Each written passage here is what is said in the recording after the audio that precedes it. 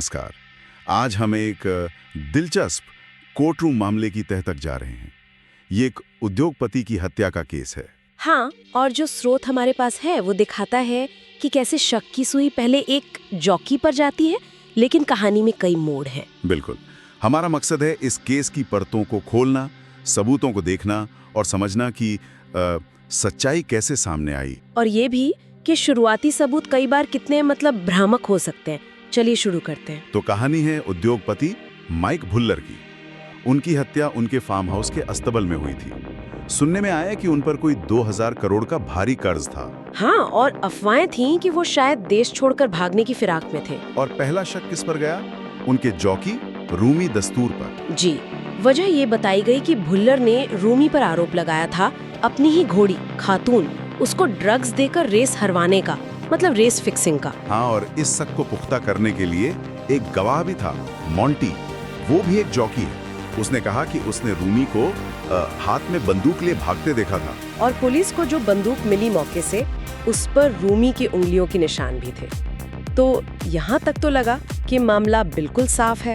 एकदम सीधा सा मामला लग रहा था, है ना?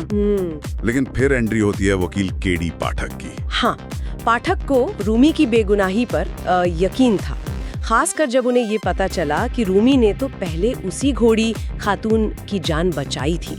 भुल्लर तो उसे मारना चाहता था। अच्छा, ये तो एक अलग ही पहलू है। बिल्कुल। तो पाठक ने आते ही सबसे पहले मॉन्टी की गवाही पर सवाल उठाया। क्या सवाल उठाया? उनका तर्क था कि अगर रूमी ने बंदूक कॉरिडोर में फेंकी, जैसा मॉन्टी कह रहा था, तो वो लाश के पास अस्तबल के अंदर कैसे मिली? ये बात थोड़ी अटपटी लगी। सोचने वाली बात है। और फिर जब जिरा हुई तो मॉन्टी ने खुद ही मान लिया कि शायद उसने बंदूक ठीक से देखी ही नहीं थी। ये प्रोसिक्यूशन के लिए पहला बड़ा झटका था। तो गवाह की बात तो कमजोर पड़ गई, लेकिन वो रेस फिक्सिंग वाला एंगल, हाँ, प्रोसिक्यूशन ने उसे साबित करने के लिए खातून की ब्लड रिपोर्ट पेश की। उसमें ड्रग्स मिले भी। अच्छा। और भुल्लर का जो केयरटेकर था फरीद, उसने भी गवाही दी कि हाँ, रूमी ने ही ड्रग्स दिए थे। तो मामला फिर से रूमी के खिलाफ जाता देखा। लेकिन फिर कहानी में एक और बड़ा मोड़ आया। भुल्लर की एक पर्सनल डायरी मिली। डायरी? उसमें क्या था? उसमें एक चौंकाने वाला खुलासा था। भुल्लर ने खुद लिखा था कि उसने अपनी ही घोड़ी खातून के हारने पर सट्टा लगाया था, करोड़ों का सट्टा, वो भी नीलिमा वोरा नाम की किसी महिला के साथ। क्या बात है! रेस फिक्सिंग रूमी ने नहीं, बल्कि खुद भुल्लर ने की थी। हाँ, ताकि वो सट्टे के पैसे से अपना कर्ज चुका सके और शायद भाग सके।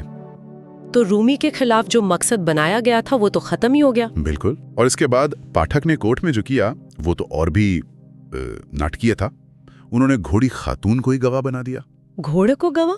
ये कैसे मुमकिन है? अरे उन्होंने घोड़ी को कोर्ट में पेश किया और इशारों से जैसे पैर पटककर घोड़ी ने यह बताया कि रूमी ने भुल्लर को नहीं मारा। अब यह कानूनी तौर पर कितना मान्य है ये अलग बात है, पर इसने कोर्ट का माहौल तो बदल ही दिया। हाँ, ये काफी अनोखा तरीका था। लेकिन असली कहानी तो अब और उलझने वाली थी।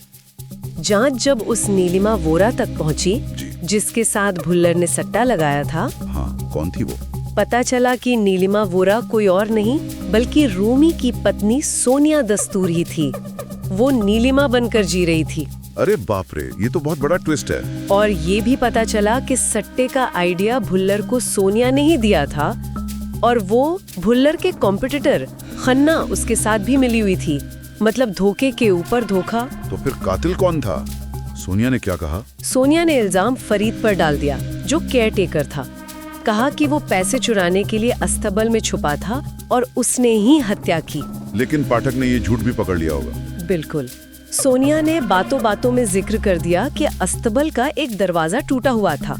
पाठक ने पूछा, अगर तुम वहाँ थी ही नहीं तो तुम्हें ये कैसे पता? फंस गई। हाँ, और फिर सच सामने आया। उस टूटे दरवाजे के पीछे फरीद नहीं, सोनिया खुद छुपी थी। अच्छा। हुआ ये कि भुल्लर ने सोनिया को भी धोखा देने की कोशिश की। वो अकेले भागना चाहता था और उसने सोनिया का राज खोलने की धमकी दी। तो जब रूमी और भुल्लर के बीच झगड़ा हो रहा था, उसी का फायदा उठाकर सोनिया ने पीछे से भुल्लर को गोली मार दी। तो आखिर में कातिल सोनिया निकली। हाँ। और वो घोड़ी की एलर्जी वाली बात? हाँ, वो भी एक छोटा सा सुराग था। घोड़ी को मोगरे के फूलों से एलर्जी थी और उस दिन सोनिया ने मोगरे का गजरा पहना हुआ था। घोड़ी का बार बार छींकना भी एक इशारा था जिसे बाद में समझा गया। तो इस पूरे मामले के विश्लेषण से क्या मुख्य बात सामने आती है? मेरे ख्याल से तो यही कि जो ऊपर ऊपर दिखता है वो अक्सर सच नहीं होता। बिल्कुल सही। ये केस साफ दिखाता है कि कैसे निजी लालच, पैसों की हवस और छुपी हुई पहचानें अपराध की वजह बन सकती हैं। और ये भी कि हर सबूत को, चाहे वो फिंगरप्रिंट हो या डायरी, उसे पूरी कहानी और किरदारों के इरादों के साथ जोड़कर देखना कितना जरूरी है।